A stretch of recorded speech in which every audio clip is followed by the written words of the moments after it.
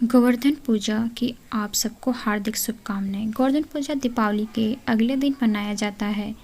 इस दिन लोग गाय के गोबर से गोवर्धन पर्वत बनाते हैं। साथ में कई लोग तो श्री कृष्ण की वो आकार बनाते हैं जिसमें उन्होंने गोवर्धन पर्वत को अपनी उंगली पर उठाया था। उसके बाद इसकी नियम पूर्वक पूजा पाठ भी करते हैं।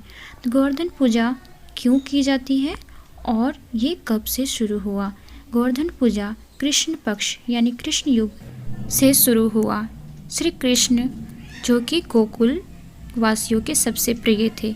एक बार गोकुल वासियों ने भगवान इंद्र की पूजा पाठ की तैयारियां शुरू की।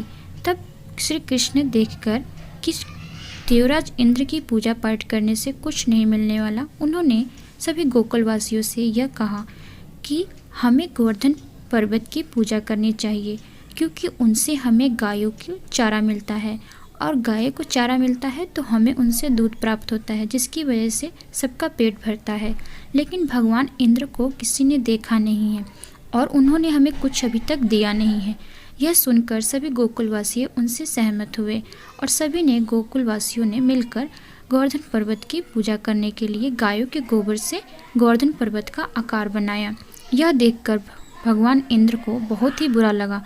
उन्होंने अपने अपमान का बदला लेने के लिए 2 से 3 दिन तक भारी मूसलाधार वर्षा शुरू की। गोकुलवासियों की रक्षा के लिए श्री कृष्ण ने गोवर्धन पर्वत को अपनी उंगली पर उठाया और सभी को आसरा दिया, जिसकी वजह से सभी गोकुलवासियों की जान बची। सभी गोकुलवासियों को उन्होंने गोवर्धन पर्वत के नीचे रहने के लिए कहा। यह देखकर भगवान इंद्र को ये अपनी गलती का एहसास हुआ और वो समझ गए कि श्री कृष्ण भगवान विष्णु का दूसरा अवतार है और उनसे क्षमा याचना की।